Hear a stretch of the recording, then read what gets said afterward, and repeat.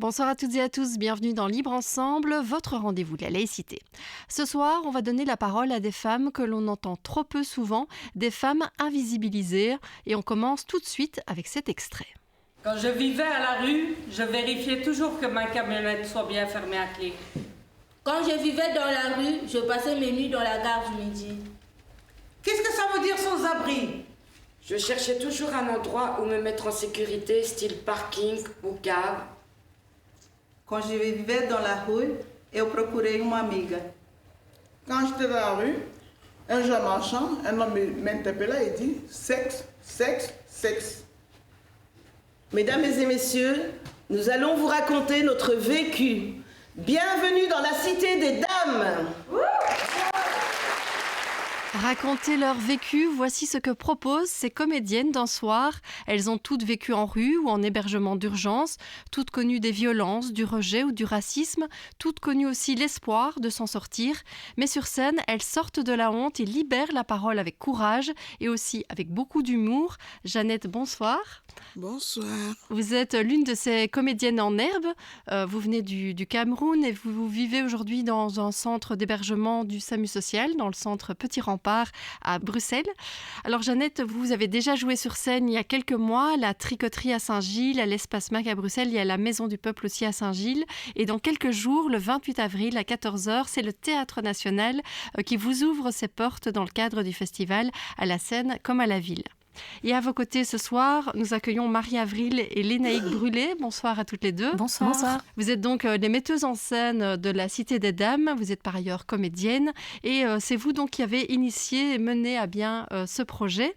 Qu'est-ce qui vous a donné envie à toutes les deux? Alors peut-être on va commencer avec Marie-Avril. Qu'est-ce qui vous a donné envie de parler du sans-abrisme au féminin et de travailler avec ces femmes sans-abri ou en hébergement? En fait, je pense que c'est la situation sanitaire en Belgique qui m'a posé beaucoup de questions, puisqu'en sortie de Covid, je me suis vraiment rendu compte qu'une nouvelle précarité était arrivée dans la rue. Je me suis rendu compte que beaucoup de femmes étaient dans la rue, des nouveaux visages qu'on n'avait pas l'habitude de voir, des visages lisses et pas encore abîmés par la rue, donc vraiment une nouvelle précarité. J'ai été extrêmement touchée par ça. Et puis, en parallèle, aussi en sortie de Covid, il y a eu le décès d'une jeune femme à Tournai qui s'appelait Maya et qui est décédée dans l'indifférence générale. Disons que c'est un concours de circonstances, de lectures que j'ai pu faire ou de choses que j'ai pu voir. Et je me suis donc attachée à cette problématique. Et à ce moment-là aussi, concours de circonstances, il y a eu un appel à projet auquel j'ai souhaité répondre. Et donc, j'ai proposé une forme pluridisciplinaire de spectacle. Mais dans l'idée aussi, c'était d'intégrer le public à la démarche pour qu'il puisse comprendre comment on avait travaillé, quel avait été le processus en fait. Et pour intégrer ce public, il était question de faire une exposition autour du spectacle. Donc le public, quand il venait voir la Cité des Dames, pouvait avant ou après le spectacle assister à une exposition. Une exposition dans laquelle on pouvait retrouver un documentaire qui avait été fait par Ève Duchemin et le portrait des femmes qui ont été faits par Rocio Alvarez. Alors c'est vrai que c'est 4 mois de travail. Ça veut dire que le spectacle, la Cité des Dames, il se base vraiment sur le vécu de ces femmes qui participent au projet. Vous avez co-construit le spectacle ensemble? C'est ça. On n'avait pas d'idée préconçue au départ. La seule chose qu'on ne désirait pas, c'était d'apporter un texte tout fait et une pièce déjà existante dans laquelle elles auraient dû se reglisser. On avait vraiment envie de partir de leur vécu. Oui, Lénaïque, comment est-ce que du coup on construit un spectacle? Est-ce que chacune, on les amène à raconter leur histoire, à poser des mots sur un vécu, ou c'est pas comme ça que ça fonctionne? Exactement, donc les premières séances, ça a été beaucoup de travail d'improvisation où on leur a demandé très clairement de quoi avez-vous envie de parler. Vous allez avoir un espace d'expression ici, une fois par semaine, pendant 4 mois pour construire un spectacle, et cet espace de parole, il est vraiment pour vous. Et donc, on a juste dressé une liste de différents thèmes. Et donc là, il y a beaucoup de thèmes qui sont arrivés, les violences conjugales, le racisme, évidemment, le passage dans la rue, qu'est-ce que c'est de vivre dans la rue, de devoir se débrouiller. Et puis, à partir de ça, on a commencé à faire un travail d'improvisation. Et puis ensuite, à faire un travail vraiment de mise en scène où là pouvait apparaître un peu plus de distance avec vraiment le vécu des participantes. D'accord. Jeannette, vous, qu'est-ce qui vous a donné envie de participer ? Le théâtre, c'est quelque chose que vous connaissiez ? Vous en aviez déjà fait ? Qu'est-ce qui vous a donné envie finalement de participer à ce projet ? Je n'ai jamais fait du théâtre. J'y suis allée par curiosité et je suis restée par amour. Parce que j'avais quelque chose en cœur de partager au public, et surtout aux femmes. Parce que je suis dans un milieu de femmes et je voulais faire savoir et comprendre mon histoire. Vous voyez un peu ? Oui. Alors on va en parler de votre histoire, mais peut-être le message que vous vouliez faire passer, c'était quoi ? Quel est vraiment le message que vous aviez envie de partager avec le public ? Mon histoire, c'était le racisme.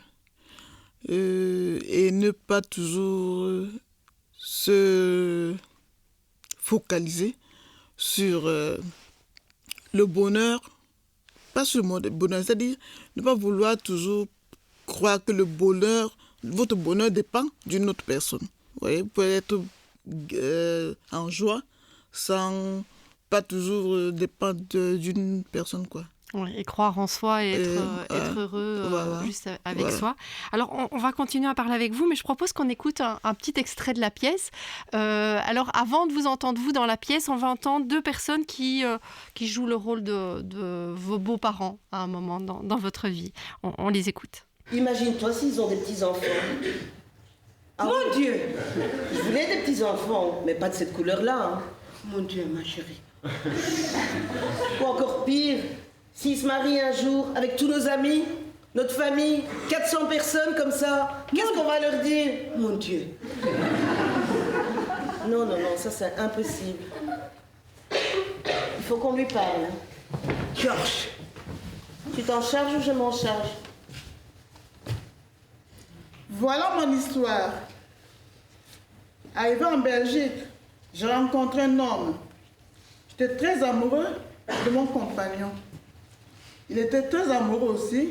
Un jour, il a voulu me présenter à ses parents. Et j'étais très amoureux de cette rencontre. La soirée ne s'est pas du tout passée comme je l'imaginais. La maman de mon fiancé a demandé où se trouvait le Cameroun. Et le père a montré la carte du Cameroun affichée au mur. Un tout petit pays triangulaire. Je leur ai dit que c'était un beau pays. J'ai compris que quelque chose n'allait pas avec moi. Je pensais que quelque chose n'allait pas avec moi. Je pensais que ça allait devenir ma famille. Mais ma couleur de peau a mis un terme à notre relation. Alors Jeannette, cette phrase, ma couleur de peau a mis un terme à notre relation. Oui. C'est vraiment ce qui vous est arrivé. Oui. Et c'est ce qui vous a aussi mené à la rue ? Parce que quand mon ex-copain a dit qu'on allait rendre visite à ses parents, le père a demandé où était mon pays. J'ai dit c'était le Cameroun, comme dans la pièce. Et c'était un beau pays. C'est un beau pays, le Cameroun justement. Et j'ai dit c'est un pays triangulaire, très petit mais très beau. La maman a dit non, tu ne peux pas, à son fils, tu ne peux pas épouser une fille de couleur. En plus, elle n'a pas de papier. Quand elle aura ses papiers, elle va t'abandonner. Vous voyez un peu ? Du coup, j'avais mon portable. Je me suis mise à jouer à un game sur mon portable pour ne pas écouter ce qu'elle avait encore d'autre à dire. J'avais le cœur meurtri. Mon corps était lourd. Vous comprenez, c'était pas facile. J'ai du coup compris que... Et là, quand on est parti de là, ce monsieur qui disait qu'il ne devait plus fumer, qu'il ne devait plus boire, a se remis à boire, à fumer. Il a commencé à me raconter des histoires, m'engueuler. La violence n'est pas que physique, mais c'est verbal. Et du coup, ma tête a commencé à... C'est comme si je voyais le monde s'écrouler sur moi. C'est comme ça que je suis partie chez lui. Et vous avez préféré partir Oui, oui. au risque, effectivement. Ouais, du coup, parce avec que là, si on a continué, ça aurait fini par aller mal. Parce que, vu les paroles qui sortaient de sa bouche, ça peut peut-être un jour aller un peu. Ouais, Je ne parlais pas. Violence physique. Oui, oui. Je ne parlais pas. Tout ce qu'il racontait, je ne parlais pas. Je ne disais mot. Mais moi, je n'aime pas la violence. Du coup, il vaudrait mieux partir de chez lui. Voilà, je suis partie de chez lui. Je suis allée... Je suis allée voir les médecins du monde. Voilà. Ouais. C'est comme ça que... Médecin du monde. Et puis après, vous êtes arrivé du coup au SAMU social, ce centre d'hébergement où vous êtes toujours aujourd'hui.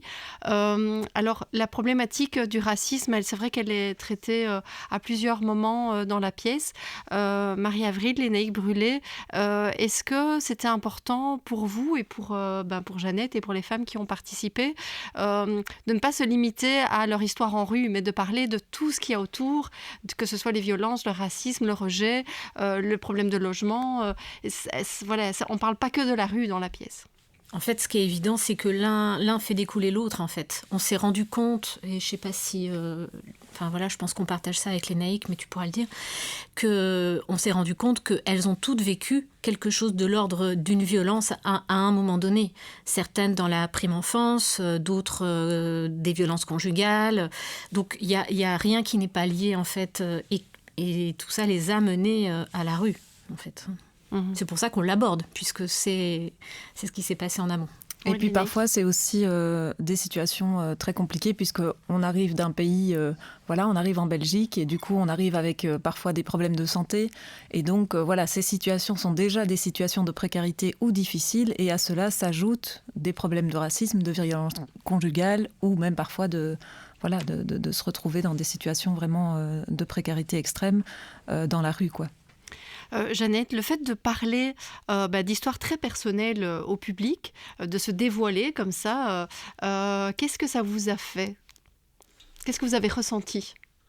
Ça m'a d'abord vidé la mémoire. Parce que c'est un truc que j'avais en moi. Ça me faisait mal. J'ai dit, mais... Parce que j'avais dit à ce moment que je ne pense pas que... Je n'ai jamais cru qu'au XXIe siècle, le racisme existerait encore. Parce que chez moi au Cameroun, on accueille tout le monde. Blanc, jaune, rouge. Mais je suis arrivée en Belgique, et je suis arrivée en Belgique, j'étais malade. Ils savaient que j'étais malade. J'avais l'AVC, un peu. Donc, si je n'ai pas fait encore une crise chez lui, c'est qu'il y a un créateur qui existe, qui n'a pas voulu que ça arrive. Voilà, j'ai pris mon courage à deux mains. J'ai dit, tiens, je vais partir. Et le racisme, ça vous pose toujours un problème aujourd'hui, par exemple dans votre recherche de logement ? Est-ce que c'est compliqué, notamment pour ça ? Beaucoup. Quand je fais des recherches, on entend la voix, quand on sent que c'est une voix de l'Afrique. Non, madame, c'est occupé. Et l'instant là, quand on passe au téléphone, on a une personne, peut-être une noire, qui parle un peu comme une blanche. Oui, madame. Voilà. Ouais, un peu, c'est... Ouais, ce qui fait qu'aujourd'hui, c'est toujours compliqué pour vous. Ça fait mal, ça fait très mal, ouais. Oui, ça fait mal. J'ai pas choisi d'être noir. Non, vous non plus. Personne n'a choisi d'être né en Afrique ou en Amérique ou en Europe, non. On n'est pas tombé du ciel, voilà. Marie-Avril, Lénaïque Brûlé, Jeannette a dit que ça l'avait à la fois vidé et que ça lui a fait beaucoup de bien de parler. Qu'est-ce que vous avez constaté de façon générale auprès de toutes ces femmes, le fait de parler de sujets peut-être dont elles avaient honte au départ ? J'imagine que ça ne doit pas être facile. Qu'est-ce que ça leur a apporté et qu'est-ce que ça leur apporte toujours aujourd'hui de parler sur scène ? C'est un peu difficile de parler évidemment à leur place, mais ce qu'on a pu constater dans ce travail-là, c'est qu'il y a, je pense, en tout cas, une confiance aussi qui a pu renaître, de l'estime de soi aussi, et puis le fait qu'on leur accorde simplement un endroit d'expression, qu'on se mette, nous, metteurs en scène, en posture d'écoute, presque en posture de spectateur aussi du vécu de ces femmes. Je crois que ça, c'était déjà quelque chose qui a apporté du changement dans leur vie et dans la manière dont elles perçoivent leur parcours. Maintenant, après, il y a aussi une belle cohésion de groupe qui est née, des liens très forts. Le fait qu'ici, il y ait une reprise, c'est vraiment très, très chouette pour nous, puisqu'on peut continuer à entretenir ce lien-là. Donc voilà, un effet aussi de groupe et de ne pas être toute seule, en tout cas dans la manière de vivre cette aventure théâtrale. Et on voit aussi qu'il y a une forme de solidarité, de sororité, si je peux dire, entre toutes ces femmes. Ça se ressent, en fait, quand on voit le spectacle. Oui, vous l'avez ressenti vous aussi, Marie-Avril? Oui, bien sûr. Je pense que dès le début des ateliers, en fait, au départ, c'était des ateliers qui étaient vraiment ouverts à toutes. Et très vite, c'est constitué un petit noyau, et très vite, je trouve que cette sororité est arrivée et ça a créé le groupe final qui a fait le spectacle. Elles sont d'ailleurs toutes restées jusqu'au bout. Et puis, on entretient, comme le disait Lénaïque, encore beaucoup de liens très chaleureux. Et Jeannette le disait tout à l'heure, mais je crois que c'est important aussi de le dire, il y a beaucoup d'amour, en fait, entre nous toutes. C'est le groupe de la Cité des Dames est devenu comme une famille pour nous. Oui. Alors, il y a beaucoup d'amour, mais il y a aussi beaucoup d'humour dans la pièce. Alors, on l'a déjà entendu un peu dans les extraits, on voit qu'il y a beaucoup de rire. Et alors, il y a du rire dans la salle, il y a aussi du rire sur scène, on voit qu'il y a une vraie bonne humeur. C'était aussi important pour vous, que ce soit pour vous, les comédiennes en herbe, et pour vous, les metteuses en scène, que ce ne soit pas sinistre, que ce soit qu'il y ait quand même quelque chose, une part d'humour dans le spectacle. Oui, tout à fait. Je pense que c'était important, mais effectivement, sans que ça enlève le message premier, qui est quand même un message contre l'invisibilisation de ces femmes, et aussi un message politique qu'on voudrait faire remonter, évidemment. Que fait-on de ces situations et quel est le sens de tout ça. Mais c'est vrai qu'une certaine distance aussi par rapport au vécu a été prise, et on a pris parti aussi que certaines scènes puissent être traitées de manière humoristique, même si le fond n'est pas du tout humoristique. Donc voilà, mais je pense que le spectateur, en tout cas, a vraiment ce contrepoint et sent très bien que le fond n'est pas une situation complètement drôle de boulevard, mais que il y a une couche humoristique vraiment dans la mise en scène, en fait, là, dans la mise en abîme, dans la mise à distance du vécu de la participante pour en faire une scène de théâtre. Et je pense que c'était aussi une volonté, puisque le travail, dans l'ensemble, n'a jamais été teinté de ce côté sinistre. On a toujours travaillé dans quelque chose de plutôt joyeux. Et ça aussi, c'est important quand on travaille avec des personnes fragilisées ou précarisées, de pouvoir insuffler cette dynamique-là de joie et de moments où on est contente de se rassembler pour faire du théâtre. Jeannette, c'est vrai que même dans l'extrait qu'on a entendu sur votre histoire, qui commence par ces deux parents qui discutent de vous, alors c'est drôle et en même temps ça ne l'est pas du tout, parce que vous l'avez vécu vous, et pour vous c'est loin d'être drôle. Et en soi, est-ce que c'est quoi ça permet de montrer le côté absurde aussi de la situation. Pour vous, c'était important que même ça on puisse en rire? Bien sûr, on rit et puis on en tire des leçons. Ouais. Alors, vous vous disiez tout à l'heure, Lénaïque, vous disiez que vous vouliez faire aussi passer un message politique. Alors, en fait, il y a eu Lilo, qui est un des partenaires d'ailleurs de la Cité des Dames, et je vais citer les autres, puisque les femmes qui ont participé au projet venaient soit de Lilo, soit de Doucheflux, de Diogène, d'Obo et du SAMU social. Et donc, parmi ces partenaires, Lilo a fait une étude il y a un peu plus d'1 an sur le sans-abrisme au féminin. Qu'est-ce que ça impliquait de spécifique, quels étaient les besoins spécifiques des femmes sans abri ou en grande précarité. Et suite à cette étude, ils ont décidé d'ouvrir au mois de juin, donc dans quelques semaines, un centre de jour pour les femmes et par les femmes, puisque le personnel sera aussi 100% féminin. On a interrogé Ariane Dirix, qui est donc la directrice générale de Lilo, qui nous parle de ce projet et des raisons pour lesquelles ils ont lancé ce centre de jour. Alors, on a créé ce centre à l'issue d'une étude d'action que nous avons menée pendant 2 ans. Avec un groupe d'expertes du vécu, c'est-à-dire des femmes qui ont eu un vécu de vie en rue, qui se sont installées en logement entre-temps et qui s'y sont stabilisées, avec des partenaires aussi de notre secteur et du secteur droit des femmes. Et cette étude d'action, nous l'avons menée parce que nous avions l'intuition qu'il y avait probablement une part importante de sans-abrisme féminin caché. Et nous avions aussi des remontées du terrain qui nous indiquaient que le secteur sans-abri était en difficulté pour accompagner correctement les femmes qui se trouvaient en rue. En fait, qu'est-ce qu'on va pouvoir trouver dans ce centre ? Alors, ce sera un centre qui sera d'abord 100% dédié aux femmes. Et c'est important parce qu'aujourd'hui, la plupart des centres d'accueil de jour enfin pas la plupart, tous les centres de jour sont des espaces mixtes. Et on sait, et ça l'étude d'action l'a bien démontré, que la mixité est difficile pour les femmes qui ont eu un parcours de rue parce que ce parcours de rue, il est quasiment toujours précédé d'un parcours de violence.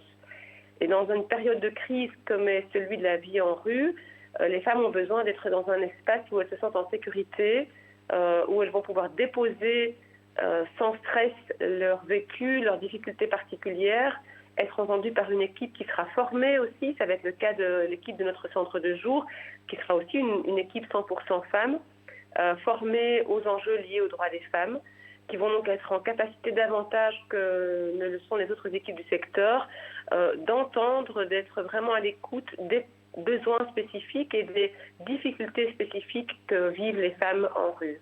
Est-ce que vous pourriez nous donner peut-être quelques exemples concrets de ces besoins spécifiques, de ces difficultés spécifiques aussi que les femmes vivent en rue ? Les femmes qui vivent en rue, les témoignages le disent, les études le disent aussi, ont toutes vécu des violences assez importantes, sexuelles notamment, mais pas uniquement.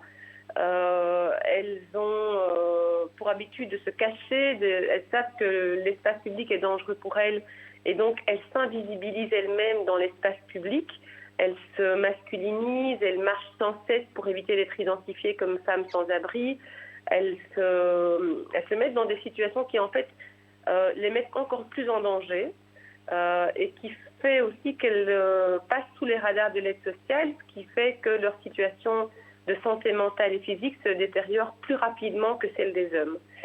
On veut aussi que dans ce sens, il y ait un espace dédié aux soins du corps et de l'esprit, parce que justement la vie en rue est si pénible, et en particulier pour les femmes, notamment pour des questions d'intimité, d'hygiène féminine, etc. Donc avoir des espaces où on va pouvoir s'occuper de nouveau de leur corps, des espaces de massage, des lieux de méditation, de yoga, des choses comme ça vont être aussi pensées pour ces femmes. Donc voilà, ce sera toute une équipe qui va développer une expertise particulière pour que les femmes puissent se sentir accueillies en tant que femmes. La Cité des Dames, donc c'est un projet qui met donc en scène des femmes qui ont vécu en rue ou en hébergement. Lilo est partenaire de ce projet. Pourquoi avoir soutenu ce projet ? Qu'est-ce que vous en avez pensé de ces femmes qui se dévoilent sur scène ? Je pense que c'est extrêmement important de permettre aux femmes de sortir de la honte. Ce qu'on observe beaucoup dans les témoignages des femmes qui ont vécu la vie en rue, c'est la honte d'en être arrivée là, la honte d'avoir été victime. C'est quelque chose qu'on retrouve dans beaucoup de situations autres d'agression c'est quelque chose de très présent. Hein. La honte d'être soi-même victime, c'est étrange, mais c'est quelque chose de très fort qui est très présent dans les parcours de femmes. Et je pense que la Cité des Dames offre cette possibilité aux femmes de redevenir sujettes de leur vie et d'oser finalement être fières plutôt de la manière dont elles ont pu sortir de cette situation. Ça révèle tous les talents et toute la force dont elles ont dû faire preuve pour pouvoir s'en sortir. Ce sont des témoignages extrêmement forts et très puissants. Et pour Lilo, de manière générale, s'appuyer sur le vécu des personnes pour pouvoir après ensuite mieux penser les services qu'on va pouvoir développer, qui seront davantage à la rencontre des besoins de ces personnes, c'est extrêmement important. Ça fait partie intégrante de notre démarche et c'est sur cette même base aussi qu'on a développé le centre de jour pour femmes. Alors, Jeannette, ce centre de jour qui va voir le jour, justement, qui sera vraiment spécifique et dédié aux femmes, qu'est-ce que vous en pensez, vous, d'avoir un lieu où les femmes sans abri ou en hébergement peuvent aller et se retrouver entre elles? Vous en pensez quoi? C'est une bonne chose, parce qu'avant, au SAMU social, nous étions tous mélangés. Famille, hommes, femmes, enfants. Vous voyez un peu. Là, maintenant, c'est cool. Et maintenant, nous sommes une chambre. Il y a les chambres de 2 femmes, de 3. Donc, il n'y a pas de chambre plus qui contient plus de 5 femmes. Non. Dans le Covid, c'est le point positif du Covid. Mais donc, ici, dans ce centre de jour, il y aura aussi une volonté de répondre à des besoins plus spécifiques des femmes en matière d'hygiène, en matière de répondre à des questions sur les violences.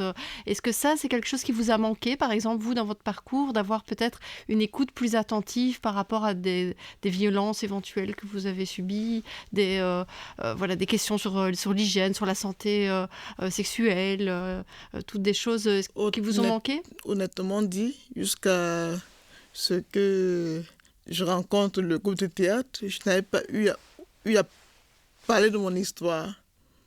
Donc, le groupe du théâtre a permis que je puisse m'ouvrir. Et je me suis sentie plus... J'ai eu plus de confiance en moi de parler de mon histoire et de m'exprimer. Parce que c'était pas facile. Et quand tu as quelque chose en cœur et que tu n'exprimes pas, ça t'étouffe. Voilà. Marie-Avril, les Nez brûlés, ça montre quoi? Tout le potentiel du théâtre? Ben oui, je le dis souvent, mais moi je trouve que le plus beau moment de ce projet, c'est quand on les voit face à un public qui est debout en train d'applaudir et qu'elles sont juste lumineuses, heureuses. Et après chaque spectacle, chaque représentation, on fait un bord de scène, donc elles ont l'occasion aussi de rencontrer le public. Et là, on voit à quel point c'est important qu'elles rencontrent le public qui est venu les voir, les applaudir. Les retours du public sont aussi fantastiques. Les gens ont pleuré, ont ri, comme on l'a dit. Et en tout cas, ça n'a laissé personne de glace. Et ça crée du lien, et ça crée du débat.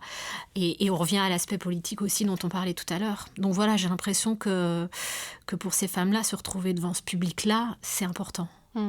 Et en tant que comédienne, metteuse en scène, avoir aussi ce message politique à faire passer, c'est essentiel dans vos projets? Ça donne du sens?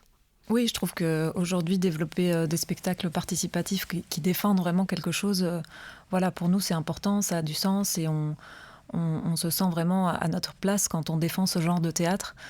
Maintenant, évidemment, on en reste à un niveau de faire du théâtre, puisque c'est ce qu'on sait faire, c'est ce à quoi on est formé. Mais évidemment, il faudrait que le politique enclenche le pas vers un changement plus global et vers un changement plus en profondeur dans la société, dans les politiques d'accueil, dans les politiques migratoires.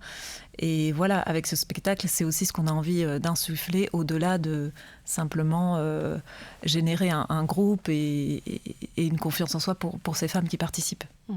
On invite en tout cas le public à se rendre à la prochaine représentation. Ce sera donc le 28 avril à 14h au Théâtre National dans le cadre du festival À la Seine comme à la Ville. Donc le Théâtre National, c'est encore une étape supplémentaire. Ça va, Jeannette, vous vous sentez... Très bien, très bien. Très bien. J'ai hâte. J'ai hâte, je me doute. Donc on invite tous les auditeurs à se renseigner. Donc vous pouvez aller sur le site du Théâtre National ou directement sur la page Facebook La Cité des Dames. Donc où vous retrouvez toutes les informations. Merci beaucoup. Voilà, et il y a une petite chose importante aussi par rapport à la billetterie qui est en ligne et qui est ouverte à partir de maintenant. C'est aussi que toutes les recettes qui seront versées, en tout cas pour la billetterie, vont être versées aux femmes participantes du spectacle. Donc voilà, c'est aussi une petite aide pour elles. Waouh! Une aide qui sera bienvenue, j'imagine. Merci beaucoup vraiment à Merci toutes les beaucoup. trois. Merci. Merci à vous de nous avoir suivis et une belle soirée à tous. Merci.